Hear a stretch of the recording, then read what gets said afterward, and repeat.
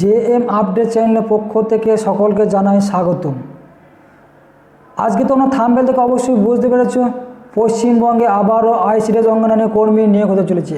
আমরা আগেই ভিডিওতে জানিয়েছিলাম পশ্চিমবঙ্গে 50,000 আইসিডিএস অঙ্গনারী কর্মী সহায়িকা পদে নিয়োগ হতে চলেছে।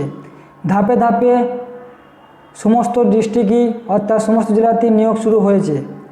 আজকে আমরা দেখে নেব পশ্চিমবঙ্গে আবারও কোন ডিস্ট্রিক্ট থেকে আইসিডিএস অঙ্গনারী কর্মী নিয়োগ হতে চলেছে, আমরা আজকে এই ভিডিওর মাধ্যমে দেখে নেব।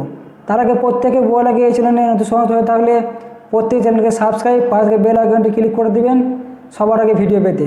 এবং অনেক বন্ধু আমাকে জানিয়েছিলেন যে আমাদের ডিস্ট্রিক্ট কবে আইসিডিএস অঙ্গনারী কর্মী নিয়োগ হতে হবে। আজকে তাদের জন্য এই ভিডিওটি খুশির খবর, অর্থাৎ তাদের জন্য এই ভিডিওটা আজকে এনেছি। আজকে আমরা দেখে নেব পশ্চিমবঙ্গে কোন জেলা থেকে আইসিডিএস অঙ্গনারী কর্মী নিয়োগ হতে চলেছে। সবার প্রথমে আমরা দেখে নিই, পশ্চিমবঙ্গ সরকার তরফ থেকে শিশু বিকাশ প্রকল্প অধিকরণের নৈহাটি শিশু বিকাশ সেবা প্রকল্প থেকে এটি বের হয়েছে উত্তর 24 পরগনা থেকে। উত্তর 24 পরগনার অর্থাৎ নর্থ 24 পরগনার বিভিন্ন ব্লকে নিয়োগ হচ্ছে আইসিডিএস অঙ্গনারী কর্মী নিয়োগ। তার মধ্যে আজকে আমি একটা বিজ্ঞপ্তি নিয়ে তার বিস্তারিত তথ্য নিয়ে এই ভিডিওর মধ্যে তা স্টেপ বাই স্টেপ আমরা দেখে নেব। সবার শেষে ভিডিওতে আমি জানিয়ে দেব উত্তর 24 পরগনার কোন কোন ব্লকে আইসিডিএস অঙ্গনারী কর্মী নিয়োগ হতে চলেছে তার বিস্তারিত তথ্য আমি ভিডিওর মাধ্যমে জানিয়ে দেবো সবার শেষে। সর্বপ্রথম আমরা দেখে নিই, এত দ্বারা জানা যাচ্ছে যে নৈহাটি শিশুসংহত বিকাশ সেবা প্রকল্প অঙ্গনারী কর্মী পদে নিযুক্তির জন্য কেবলমাত্র নৈহাটি শিশু বিকাশ প্রকল্পের এলাকার নৈহাটি পৌরসভা অন্তর্ভুক্ত ওয়ার্ডের স্থায়ী বাসিন্দারা এখানে আবেদন জানাতে পারবেন।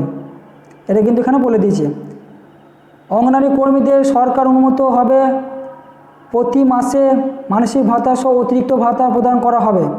বর্তমানে অঙ্গনারী কর্মী চালু সাম্মানিক ভাতার পরিমাণ 4,500 টাকা থেকে অতিরিক্ত সাম্মানিক ভাতার পরিমাণ 3,750 টাকা করে দেওয়া হয়ে থাকে। প্রার্থীকে অবশ্যই ভারতীয় নাগরিক হতে হবে, তাহলে এখানে আবেদন জানাতে পারবে। নৈহাটি ব্লকের শূন্যপদ কী রয়েছে এখানে মোট শূন্যপদের মধ্যে অসংখ্য আছে একটি শূন্যপদ, তপশিলি জাতি কোনো শূন্যপদ নেই। এছাড়াও যেটি জানি যে এখানে যদি আর্থিকভাবে অনগ্রসর শ্রেণী ক্যাটাগরিতে উপযুক্ত সংখ্যক প্রার্থী না হওয়া পর্যন্ত তাহলে সকলেই পদে অসংখ্য শ্রেণী থেকে প্রার্থী নেওয়া হবে। আর্থিকভাবে অনগ্রসর প্রার্থী ক্যাটাগরি প্রার্থীকে উপযুক্ত অফিস কর্তৃপক্ষ প্রদত্ত আসল মূল সংস্থাযুক্ত চাপ মাত্র দাখিল করতে হবে, তাহলে এখানে কিন্তু আবেদন জানাতে পারবে। তপশিলি উপজাতি জাতি অন্যান্য শ্রেণীরাও ক্যাটাগরি এখানে আবেদন জানাতে পারবেন। এবং শারীরিক প্রতিবন্ধীদের ন্যূনতম 40% থাকতে হবে, তাহলে এখানে জানাতে পারবেন। এবং সঙ্গে তার সাথে প্রতিবন্ধীর শংসাপত্রটি শো করাতে হবে প্রত্যেকে। এছাড়া জারি করা হয়েছে যে উপযুক্ত শংসাপত্র সঠিক সময়ে বা চাওয়া মাত্র দাখিল করতে হবে। নিয়োগের পূর্বে তাদের শংসাপত্র যাচাই করে নেওয়া হবে।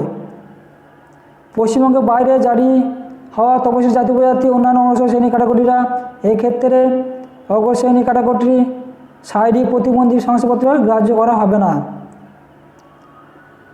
তপশিলি জাতি উপজাতি অন্যান্য অগ্রসর শ্রেণী ক্যাটাগরি অন্যান্য অগ্রসর ক্যাটাগরি বি সংশ্লিষ্ট প্রার্থী কলকাতা ব্যতীত বাকি পশ্চিমবঙ্গের ক্ষেত্রে মহকুমা শাসক দ্বারা জারি শংসাপত্রের মধ্যে গ্রাহ্য হবে, অন্য ক্ষেত্রে জারি দেওয়া হবে না। এটা কিন্তু সম্পূর্ণরূপে জানিয়ে দেওয়া হয়েছে। এছাড়া এখানে বিস্তৃত তথ্যের মধ্যে জানিয়ে দিচ্ছি আমি, এটা সম্পূর্ণ গরিব শ্রেণী অর্থাৎ আর্থিক অনশন ব্যক্তিদেরকেই বেশি করে এখানে চান্স দেওয়া হয়েছে এখানে এই নৈহাটির ক্ষেত্রে। আরও অন্যান্য ক্ষেত্রে যেটা বলা হয়েছে এখানে শিক্ষাগত যোগ্যতা বলা হয়েছে মাধ্যমিক পাস করতে হলে যাকে আবেদন জানাতে পারবেন। এছাড়া উচ্চ মাধ্যমিক বিএ পাস গ্র্যাজুয়েশন পাস করে থাকলেও কিন্তু জানাতে পারবেন, কোনো অসুবিধা নেই। এখানে বয়স কী বলে দেওয়া হয়েছে, এখানে বয়স বলে দেওয়া হয়েছে 1/1/2024 তারিখ থেকে প্রার্থীকে ন্যূনতম 18 বছর বয়স হতে হবে, তাহলে আবেদন জানাতে পারবে। তিনি উক্ত 1/1/2024 তারিখে কোনো মতেই 35 বছরের বেশি হতে পারবেন না, তার কি জানাতে পারবে না। সকল প্রার্থীকে জন্ম তারিখ 2/1/1989 তারপরে 1/1/2006 মধ্যে হতে হবে, তার কিন্তু জানাতে পারবে না, কিন্তু জানাতে পারবে না। এটা কিন্তু পরিষ্কার করে বলে দেওয়া হয়েছে। এখানে আরও বলে দিয়েছে 10ম শ্রেণী পাস শংসাপত্রে লিখিত বয়সের ক্ষেত্রে কিন্তু এখানে গ্রাহ্য করা হবে, নাহলে কিন্তু গ্রাহ্য করা হবে না। এটা সম্পূর্ণ চাইছে। পরীক্ষা ডিটেলস কী বলা হয়েছে এখানে, প্রত্যেকে কিন্তু স্থায়ী বাসিন্দা সার্টিফিকেট অবশ্যই লাগবে। পঞ্চায়েত পৌরসভা বা জেলা শাসক থেকে বিডিও অফিস থেকে কিন্তু নিতে হবে প্রত্যেকে, তবেই কিন্তু আপনি জানাতে পারবেন, নাহলে কিন্তু জানাতে পারবে না। এছাড়া আরও একটা জিনিস যেটা বলে দেওয়া হয়েছে ভালো পরিষ্কার করে, যেটা দিয়েছে এখানে জানিয়ে, যে পরীক্ষা সকল আবশ্যিক শর্ত পূরণের সাপেক্ষে যোগ্য প্রার্থী বা তথা আবেদনকারীর পরীক্ষার মাধ্যমে নিবেদিত করা হবে। পরীক্ষার পূর্ণমান 100 নম্বর থাকবে। প্রথমে 90 নম্বর লিখিত পরীক্ষা নেওয়া হবে, পরে লিখিত পরীক্ষা 2 ঘন্টার মধ্যে থাকবে অবশ্যই। লিখিত পরীক্ষা পাস করলে মৌখিক পরীক্ষার জন্য প্রবেশিক্ষা পাওয়া যাবে। মৌখিক পরীক্ষা 10 নম্বর থাকবে। অনুশীলনী প্রতিবন্ধীর জন্য এক্ষেত্রে লিখিত পরীক্ষা অতিরিক্ত 40 মিনিটের মধ্যে সময় বড় থাকবে। লিখিত পরীক্ষা অনুলিখনের ক্ষেত্রে মোট 2 ঘন্টায় 40 মিনিট বরাদ্দ থাকবে প্রতিবন্ধীদের ক্ষেত্রে। এটা কিন্তু এখানে স্পষ্টভাবে জানিয়েছে। লিখিত পরীক্ষা পাঠ্যক্রম নিরূপণ কী হচ্ছে, স্থানীয় ভাষায় 150 শব্দের একটি রচনা লিখতে হবে। 15 নম্বর থাকবে পাটিগণিত অত অঙ্ক থাকবে। অষ্টম শ্রেণী পাশের ক্ষেত্রে পুষ্টি, জনস্বাস্থ্য, নারী সামাজিক অবস্থান বিষয়ক প্রশ্ন থাকবে 15 নম্বরে। ইংরেজি ভাষার সরল অনুবাদ থাকবে 20 নম্বরে। সাধারণ জ্ঞানের কোশ্চেন থাকবে 20 নম্বরে। এইগুলো আমাদের কোশ্চেনে কিন্তু মান থাকবে, প্রত্যেক কিন্তু সেটা মনোযোগ সহকারে দেখে নিন। ইংরাজি ব্যতীত বাকি সকল প্রশ্ন স্থানীয় ভাষায় হবে। রচনা লিখন স্থানীয় ভাষায় লিখতে হবে। রচনা লিখন ব্যতীত বাকি সকল প্রশ্ন হবে মাল্টিপল চয়েস ধরনের কোশ্চেন থাকবে। লিখিত পরীক্ষা রচনা, পাটিগণিত, পুষ্টি, জনস্বাস্থ্য, সামাজিক অবস্থান বিষয়ক প্রশ্ন, ইংরাজি, সরল ভাষা, প্রাথমিক জ্ঞান, সরল অনুবাদ থাকবে। অষ্টম ও নবম শ্রেণী মানের কোশ্চেন কিন্তু এখানে দেওয়া থাকবে, এটা কিন্তু এখানে বলেছে। আরও একটা যেটা বলে দেওয়া হয়েছে এখানে, সাধারণ জ্ঞানের প্রশ্ন ন্যূনতম 30 নম্বর না পেলে কিন্তু পাস করতে পারবে না। তারপর প্রার্থীদের যাচাই হওয়ার পর অ্যাডমিট কার্ড জেনারেট হবে। সেখানে অ্যাডমিট কার্ড আমাদের মেল আইডি অথবা পোস্ট অফিসের মাধ্যমে বাড়িতে চলে আসবে, সেটা কিন্তু মনে রাখবেন। সংক্রান্ত নিয়মাবলী কী আছে, পদে প্রার্থীর ক্ষেত্রে নির্দিষ্ট শংসাপত্র উপযুক্ত হওয়ার অবশ্যই থাকবে। মৌখিক পরীক্ষার পূর্বে সমস্ত যাচাই করা হবে। এছাড়া যেটা বলে দেওয়া হয়েছে, প্রশিক্ষণের ক্ষেত্রে সমস্ত প্রশিক্ষণ বাধ্যতামূলক। পশ্চিমবঙ্গের যে কোনো স্থানে প্রশিক্ষণ হতে পারে। প্রশিক্ষণ নিতে অস্বীকার করলে তা প্রশিক্ষণের সময় ন্যূনতম যোগ্যতা মান অর্জন না করলে তার নিয়োগ বাতিল করা হবে। মানে ট্রেনিং যে দেওয়া হবে আপনাদের আইসিডি অঙ্গনওয়াড়ি ক্ষেত্রে, সেটা যে কোনো জায়গাতে কিন্তু হতে পারে, সেটা আপনাদেরকে সেখানে গিয়ে কিন্তু ট্রেনিং নিতে হবে। নাহলে কিন্তু যদি বলে না বলেন তাহলে আপনার কিন্তু ক্যান্সেল হয়ে যাবে। আবেদন করার শুরু তারিখ হচ্ছে কি 2-3-2024 বেলা 11টার সময় শুরু হয়ে গেছে অলরেডি ইতিমধ্যে। আবেদনের শেষ তারিখ হচ্ছে 2-4-2024 বেলা 11টা পর্যন্ত তার লাস্ট ডেট আছে। এখনও অনেক সময় আছে, আপনারা প্রত্যেকে আবেদন শুরু করে দিন।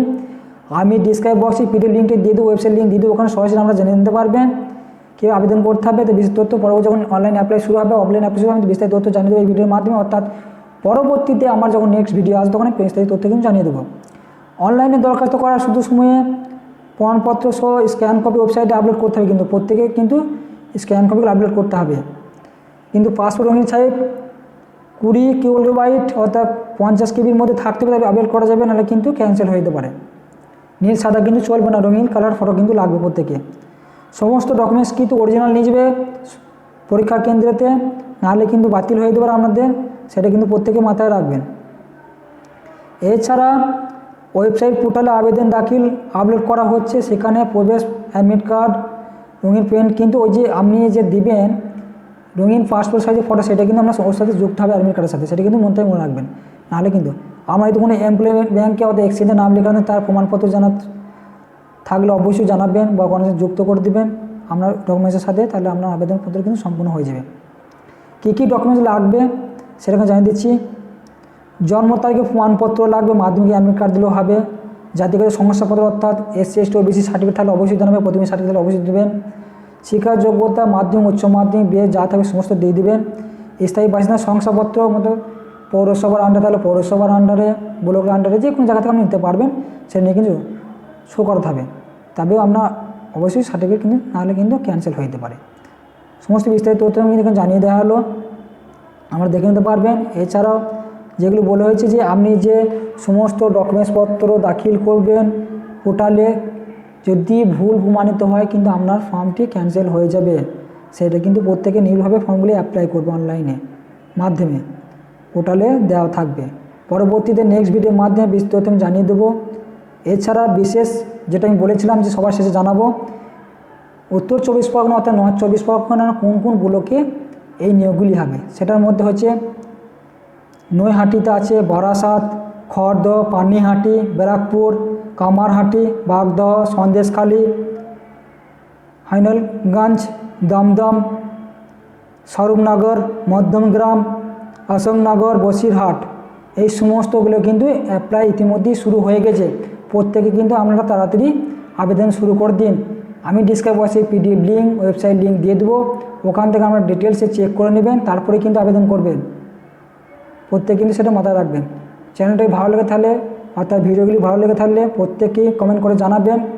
ভিডিওটাকে বেশি বেশি করে শেয়ার করবেন, যাতে আপনাদের বান্ধবীরা আরও পেয়ে থাকে এই ইনফরমেশনটি, তারাও যেন আবেদন করতে পারে, সেদিকে লক্ষ্য রেখে। ধন্যবাদ।